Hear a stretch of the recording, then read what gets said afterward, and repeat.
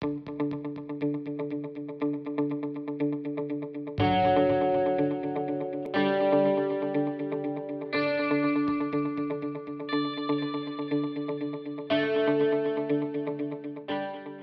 so a little bit about my background. I started out as an engineer.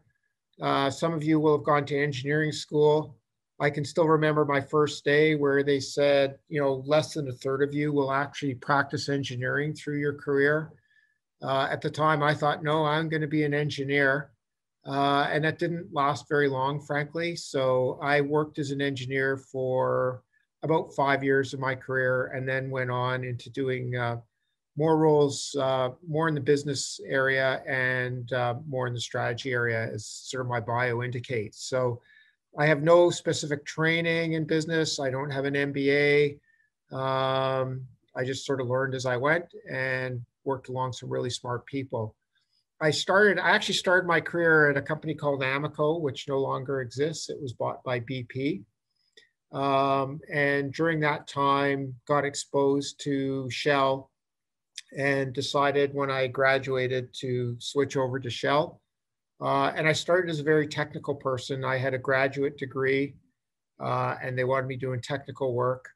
I can't say that I enjoyed it tremendously, although they tell me I was reasonably good at it.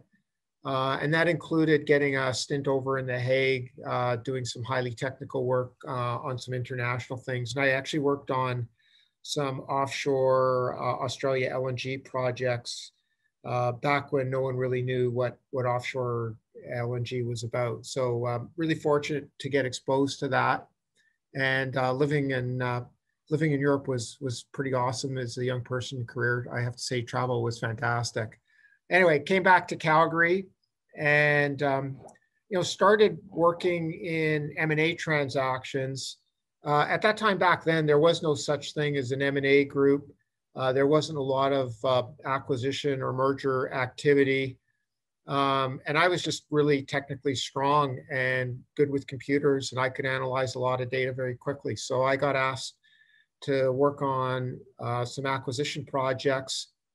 The first big project I worked on was evaluating Texaco Canada, who were up for sale because their parent company had lost a lawsuit and they needed to sell the Canadian operation to pay the damages. So here I was about 5 years into my career and doing a $4 billion evaluation kind of by myself in a closet. And it was interesting for me because that got me exposure up to the CEO of Shell, which normally didn't happen at Shell. In fact, for most people in their career, you never met the CEO, and I was just kind of fortunate and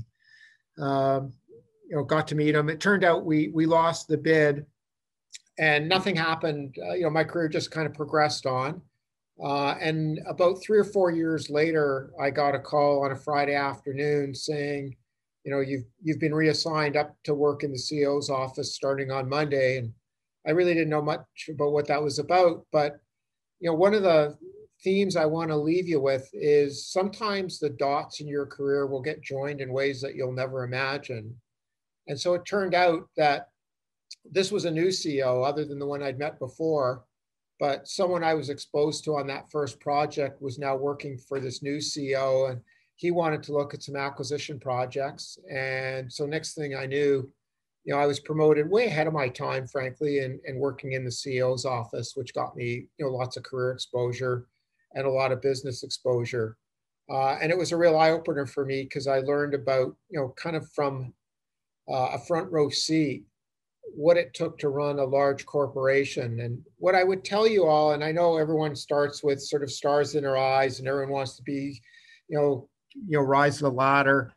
I'll give you a couple of thoughts. One is don't do it for the stature that you perceive.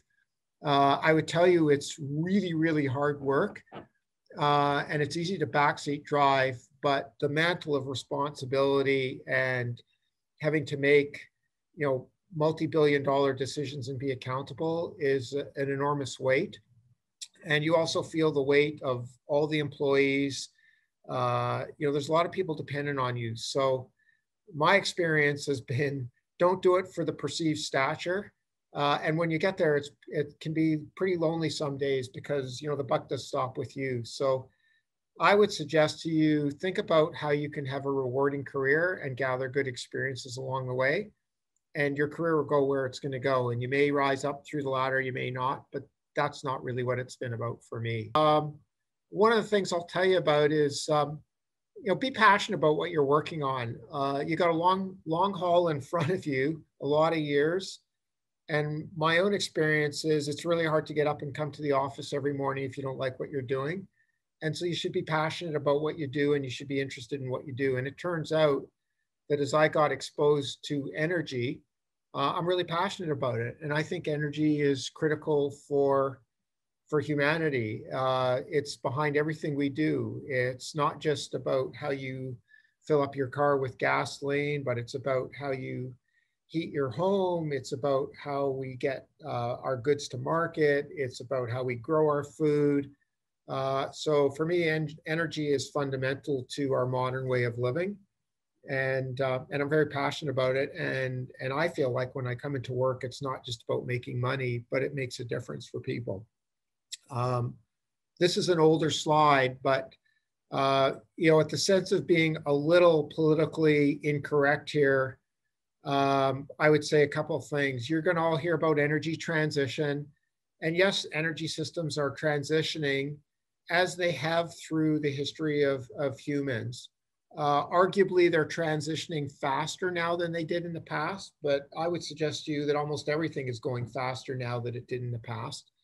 And my own view is that the world will be using fossil fuels for a long time to come. In fact, those of you that are just starting your career, I would suggest that we'll be using fossil fuels for an entire career lifespan for you.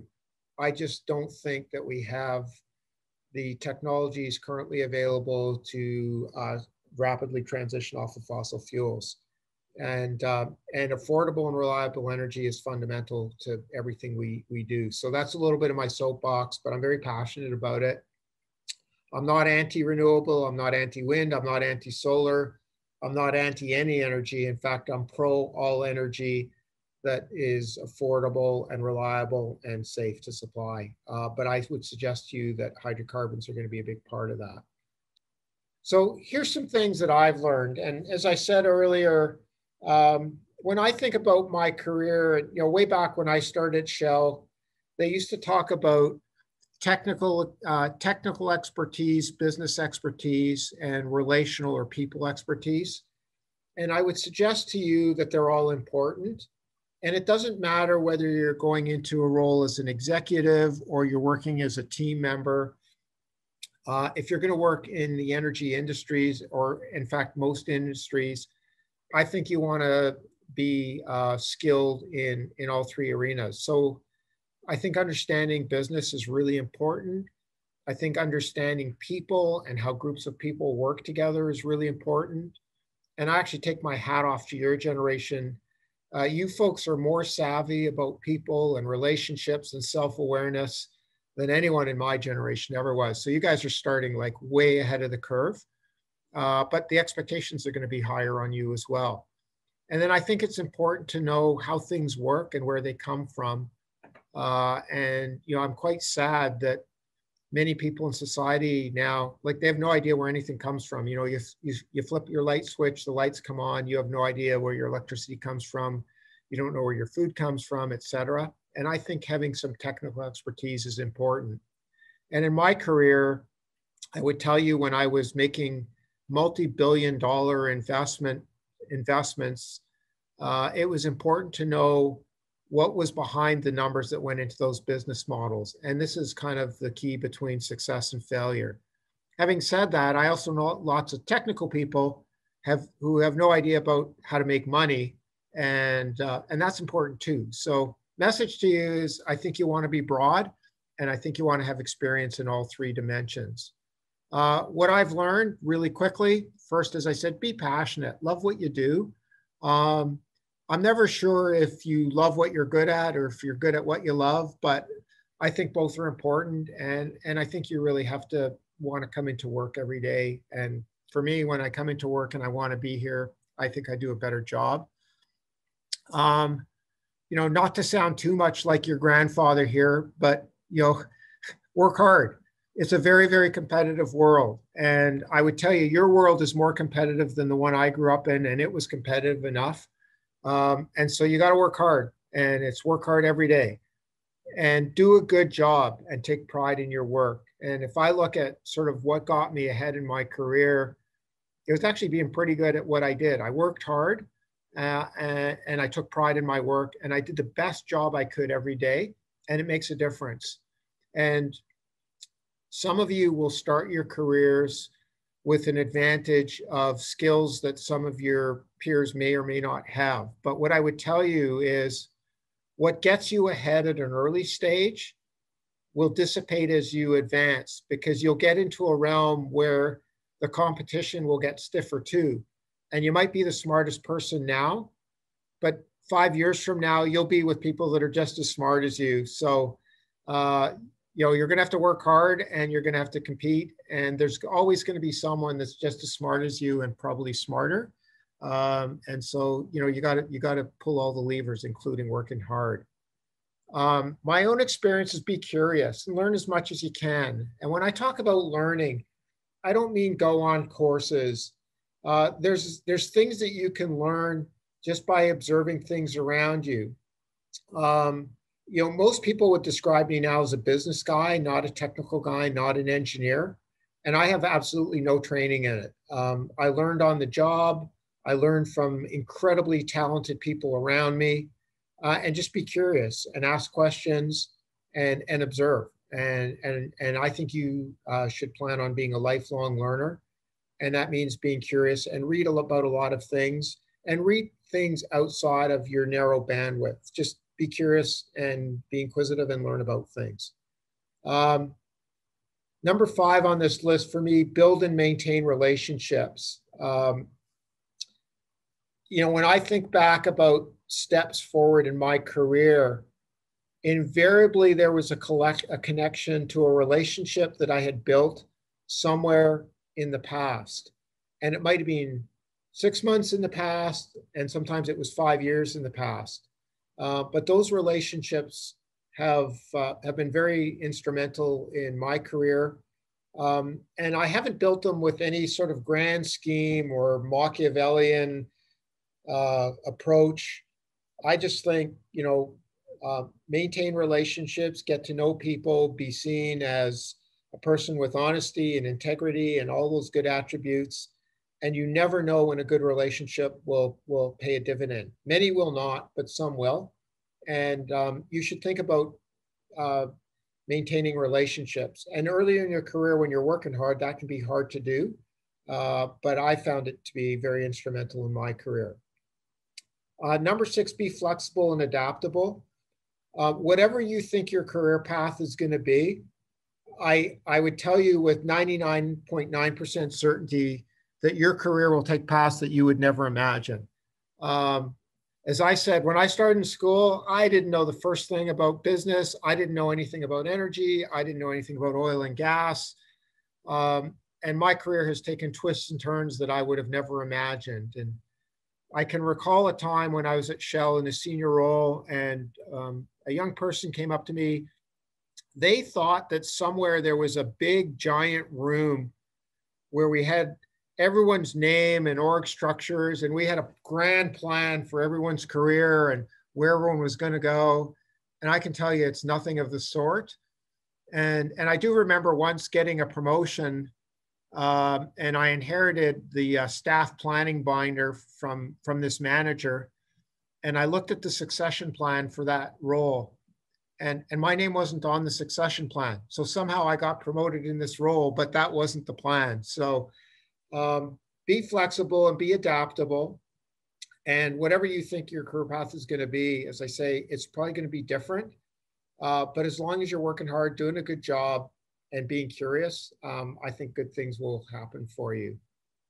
And my last thing is, and this comes, there was an executive vice president at Shell, and this is probably about 40 years ago, but I can still picture the day.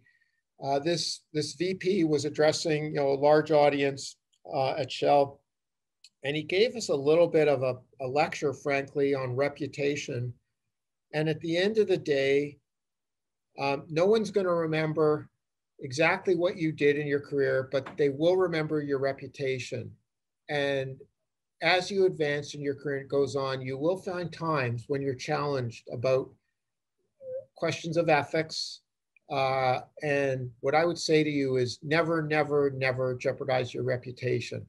Even it doesn't matter how tempting the role is, or how tempting the promotion, or how tempting the business opportunity may be. Just don't jeopardize your reputation, because once you lose it, you'll never get it back. So reputations are hard to build, good ones, and very easy to lose. And I tell you, especially in a town like Calgary, reputation is really important because everyone knows everyone here. And my last piece of advice is don't jeopardize it. So bottom line, I'm a huge believer in understanding the big picture. As you get into more senior roles, life is really complicated and you need to understand all the pieces. And last but not least, like I'm a huge believer in people, human spirit and teamwork, and work together in teams and rely on people. And maybe my last comment, and then I'll open up for any questions you guys might have. But hubris is a very, very dangerous thing. And there were a couple times in my career when I got promoted probably earlier, not probably, definitely earlier than I should have. And it can go to your head. And that's not a good place to be. So maintain your humbleness, because there's lots and lots of smart people out there. And you're probably not as good as you think you are on those days. But maybe with that, a couple of cartoons for next slides. So next slide, please.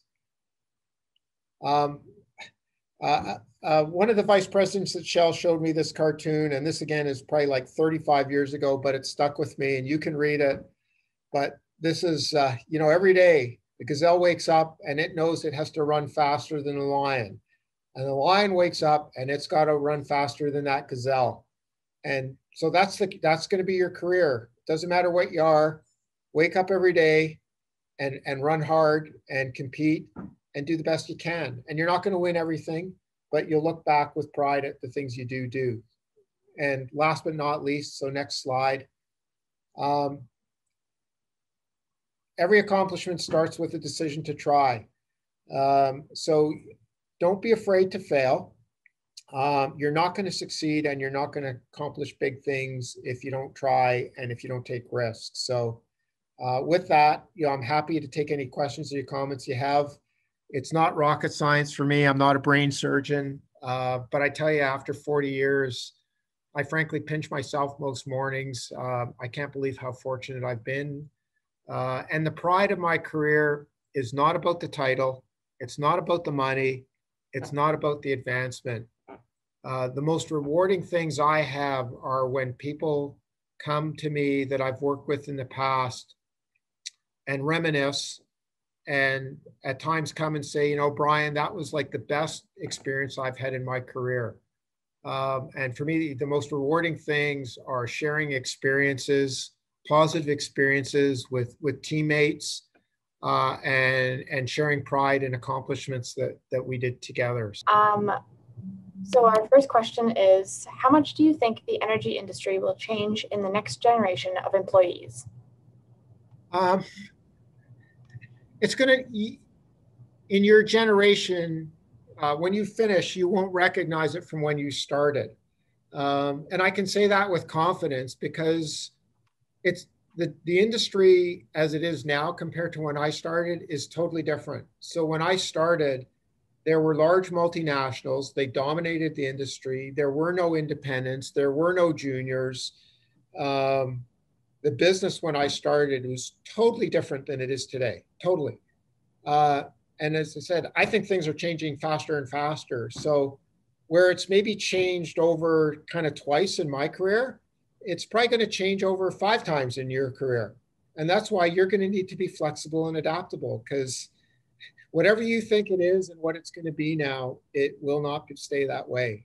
And that's kind of the essence of human progress. So I can virtually guarantee you with certainty, and there aren't many things certain, but it will change in ways that it will be monumental. That's awesome. Thanks. Thank you so much for the presentation. It was really awesome to listen to. I have a question. When you were talking about the reputation, what were some of the most detrimental things that you've seen in your career to someone's reputation? So I was in a certain situation once where I got a sense that people in the company were doing things that were illegal. And there was a lot of personal money on the table for me, and I walked away from it. So that was challenging.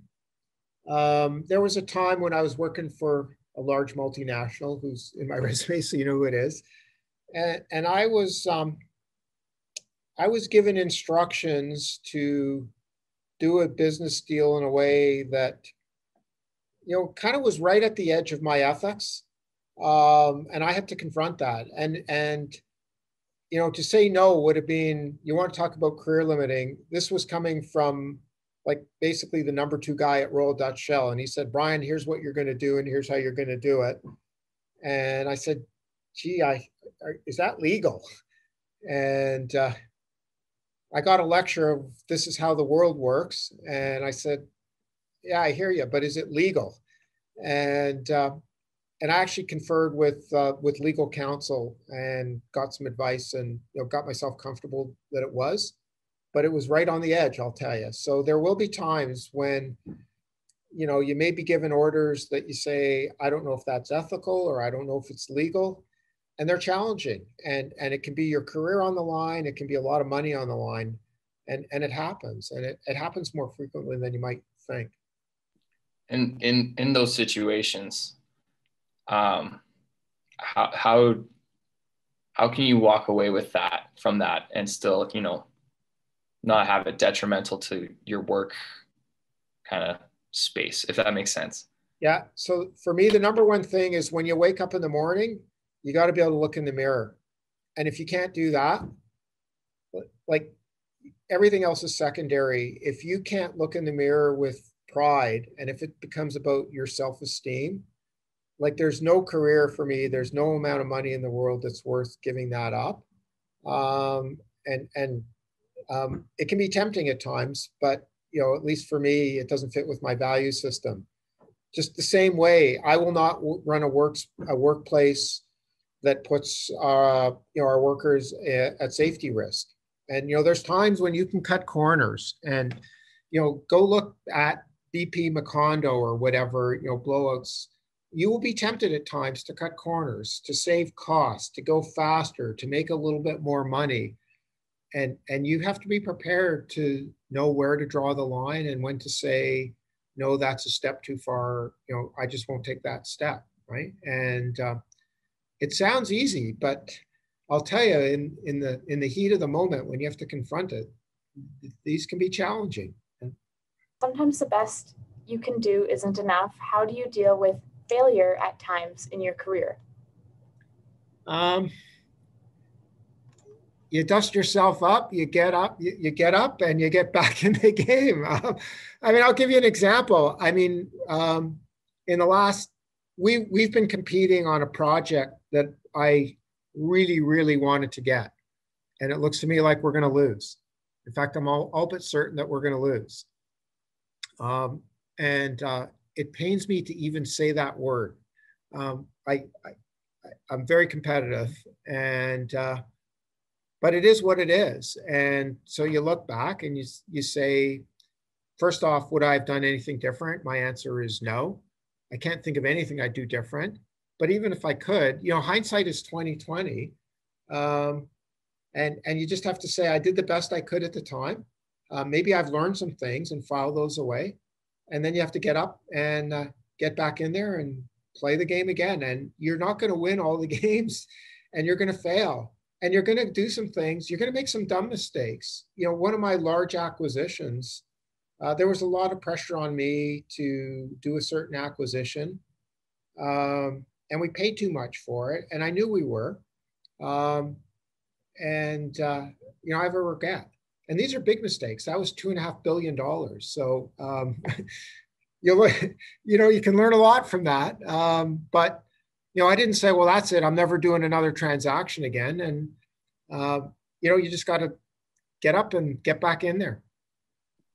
Absolutely. I get the competitive thing. I've been called a sore loser before by some friends, but I got another one that kind of piggybacks, I guess, a little bit on what you're just talking about. And one person asked, do you look back on anything throughout your career path and wish you did something different?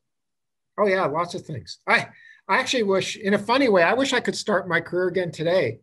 If only I knew then what I knew now. So, I mean, I've learned a ton, right? And I wish I knew a bunch of it earlier. And I'm still learning. I'm learning things about the business now that I never knew. And I was talking to one of my executives just last week, actually, and said, boy, I wished I'd known this 20 years ago. And, we compared our lists of the things we wished we would have known, but we didn't.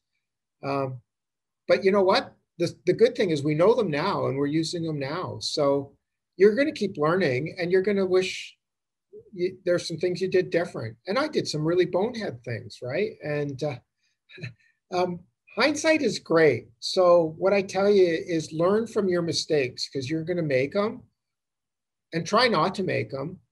But you got to forgive yourself too and move on. Like as much as, some people in this audience would tell you that I'm a perfectionist. That's probably true, right? But you got to forgive yourself when you're not perfect because you won't be. And if you force yourself or demand perfection, then I'd argue you probably weren't going to do much because if you can't be afraid of failure and making a mistake either, right? How do you deal with the pressure of being a leader? Do you have any specific strategies? How do you deal with it? We're all different, right? So we all deal with pressure in different ways. For me, work-life balance has always been a challenge. One of my differences, I wished I'd have maintained some better balance at times in my career. And it's easy to say and hard to do. But find whatever outlets work for you. It can be, some of us are more introverted, some of us are more extroverted, right? So for some, it's going to be spending time with friends. For me, it's frankly spending time alone in my garden, right? But find some things that take you away from work. And my own experience is so the way I think about work almost all the time. Even when I'm decompressing, I'm actually thinking about work. But I think about it differently. When I'm out for a long run, my thoughts about work are different than when I'm sitting here at the office. When I'm in my garden, I think about things differently than when I'm here at the office. So I can't give not my greatest attribute, but find your own sense of balance, right? And have some things in your life other than work. For me, it's family. Just don't be one dimensional. And I was pretty one dimensional for a lot of my career. And you can put everything you want into your career, but I think you want more out of your life than just your career too. So whatever it is for you, and you're all going to be different, but get some variety in your life too. All right, well, I got two questions for you then now. One, what's your favorite kind of plant in your garden or wherever? And then two, what are your best tips for setting yourself apart from an employee role and more into a leadership position? Yeah, my favorite plant, I've got this plant called a Japanese peony. So that's my favorite plant. And anyway, I give them away. People come and they say, hey, can I have some of that plant? So, so leadership for me, it's, I have a little different style. I try and I'm not the, oh, look at me, I'm the leader. I don't give a lot of big rousing speeches. I'm a big believer in management by walking around. I walk around the halls, I pop my head into people's doors, I chat with them. One of the things I learned from, the best executive I worked for was one of the CEOs at Shell Canada. His nickname was Chainsaw Chuck. And he was a tough guy. But behind the scenes, he really, really cared about people. And one of the things Chuck taught me is always get your information from multiple sources and don't rely on the hierarchy, because the information that comes to you gets filtered, right? And so I skip layers. I go talk to other people. I ask the same question, through 3, 4, 5 people. I see if I get consistent answers. And for me, really important is to maintain, like, really be open. I'll tell you a story. Early in my career, it was like my first year at Shell, and there was the vice president with the big corner office and the plushy carpet and the big desk, and I had to go in to see this guy one day, and like it was scary just going in this guy's office, right? And you're standing in front of this big desk, and this guy says, "What do you want?" and blah blah blah, right? And then fast forward in my career, and I tend to come in early in the morning anyway. I come into my office, throw my briefcase down, whatever. And I looked up and I went, holy crap, that's me now. I'm the guy in the big office, right? And so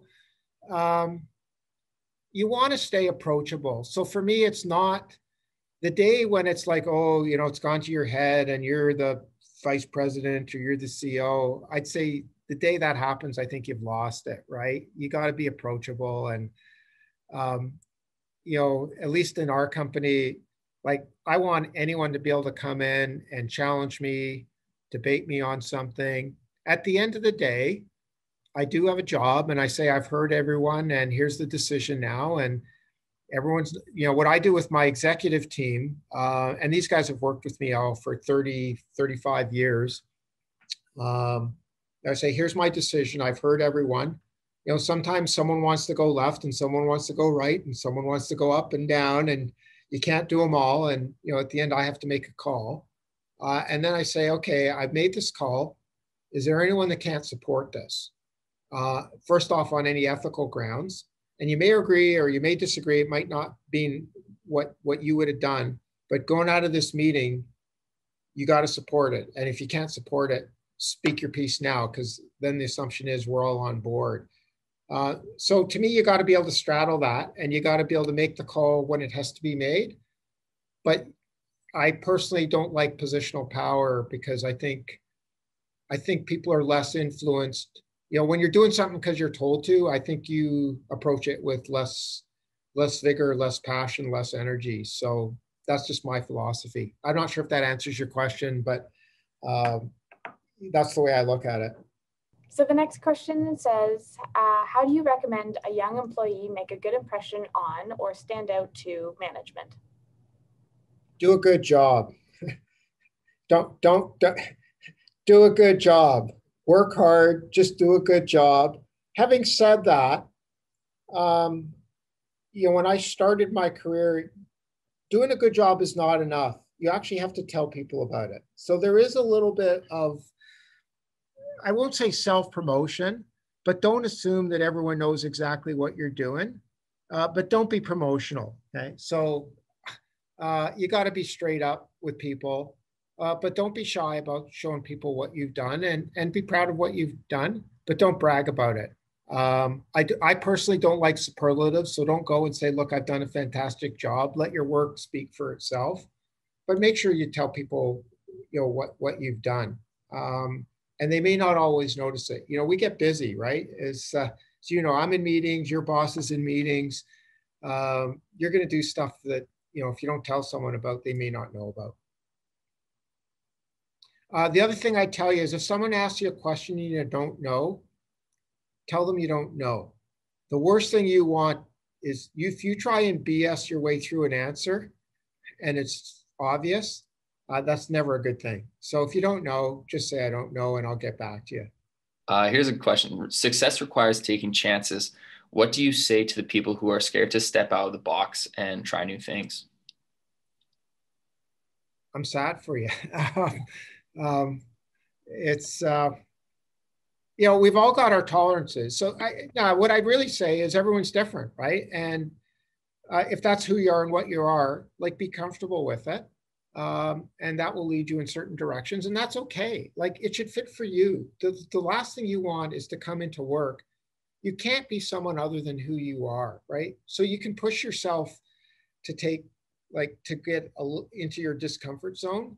But if you're uncomfortable every day and having to be something that you're not, I personally don't think that's sustainable through a career, right? So, but yeah, I've done some stuff that's pretty scary, right? And I'll tell you a story. So we were working on, I was working on a large acquisition project. So I was at Shell, and there was my project. I can tell you what it is now because the company's gone, but I wanted to buy Talisman. It was a company called Talisman. And there was a competing project to buy an oil sands company. And Talisman was complicated because it had international assets. And so we were in this kind of fight with our parent company about who was going to run it, and was it going to be run out of The Hague or Calgary? And we were kind of almost not talking to each other. And then I had a meeting with the managing director. So this was the number 2 guy at Shell, and I had to make my pitch for the project. And he was not in a very good mood when we started because I was the guy that wasn't talking to his people over in The Hague. So, and I had never met him before. But I went through my work, and he asked some challenging questions, and I stood up and I said, well, that's an interesting question, or it's good, but here's how I've looked at it. And this is why I think our numbers are right. And I understand what you're saying, but this is why I don't think that can be that way. And we went at it that way for a whole afternoon. And I didn't see it as risky because I actually believed in what I had done, and I'd done my homework. But the feedback I got was it was unusual for someone at my level in the organization to actually stand up to. This was the number 2 guy at Royal Dutch Shell. And at the time, Shell was the world's second biggest company. So, it wasn't normal for a young person to stand up. And I did because I believed in it. Anyway, CEO phoned me on the Saturday morning and said, well, Bryan, I got good news and bad news for you. The bad news is your project lost out. We're going with the other project. The good news, though, is Malcolm actually really, really liked you. And so you're getting promoted, and you're going to run the other project. So you're taking over the other guy's project. So, yeah, you take some risks sometimes. And, that could have been the end of my career, and I could have got fired that day too, right? But you got to believe in your stuff, right? How far should loyalty to a company go? That's a good question.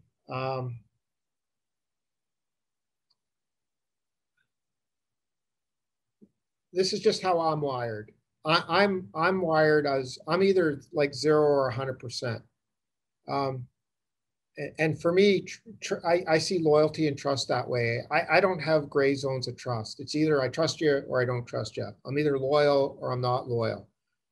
So I'll just give you another of my bad stories here. So when I worked for Shell, I only bought gas twice, not from Shell, in my career at Shell. And it was when I was in Europe, and I was in a country there where there was just no Shell station in the area. And I would drive out of my way. I would drive for an hour out of my way to find a Shell station. And in fact, my son, we used to joke, and I said, he said, well, why don't we go to Esso? I said, well, because they have bad gas, right? And he was driving with his grandfather, and his grandfather pulled into a petrol can, and he started crying. And Grandpa said, why are you crying? And he was probably like 3 years old, right? He said, well, because this is bad gas, Grandpa. We have to go to a Shell station. So, so for me, like when I work somewhere, like I'm 100% in, and every company will tell you it's all about their people and they're loyal. What I will tell you is don't fall for that either. It is a business, and I'm loyal. You may not get 100% reciprocity from your company, but that's just the way it is. But I would say you got to look out for your career. And even when I was at Shell, people would come, and I gave people some counsel to leave Shell. I still remember there was a lady and she was being offered a position at CNRL. And I said, you know, you should really take that. That's a great job, a good opportunity for you. So yeah, there's a difference between, I'd say, loyalty and blind loyalty. Loyalty is great, but you know, you got to look after yourself too. To get into the C-suite, what distinguishes one employee from another for promotion?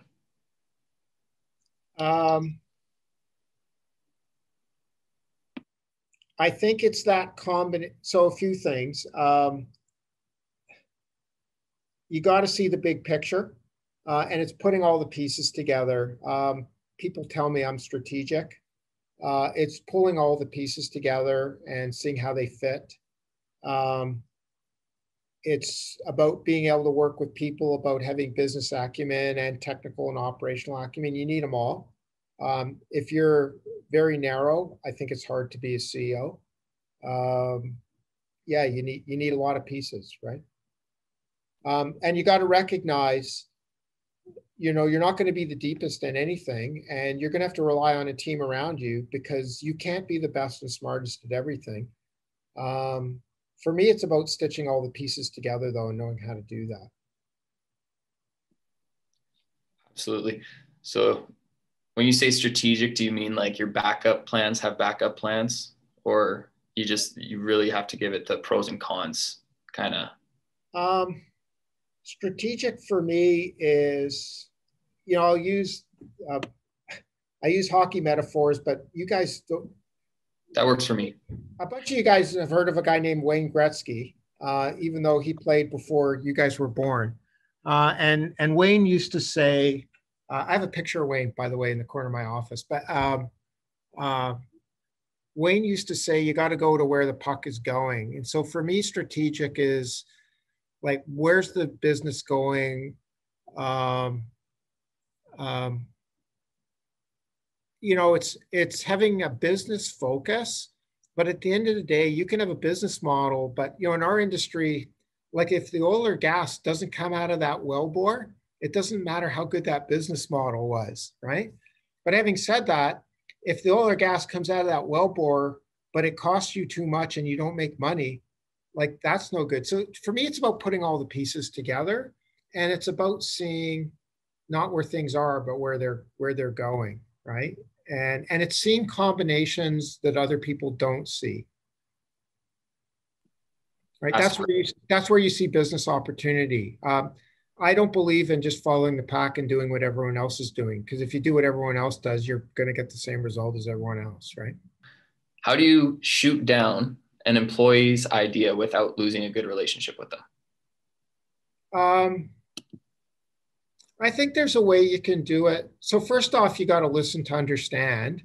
Not my strong suit always. And then you just explain. Like to me, if you have a relationship, it's called dialogue for a reason. And dialogue isn't monologue. Dialogue is going back and forth. And if you have a relationship, I think you explain why not, right? And what you're seeing and why not, right? And take the time to do it, right?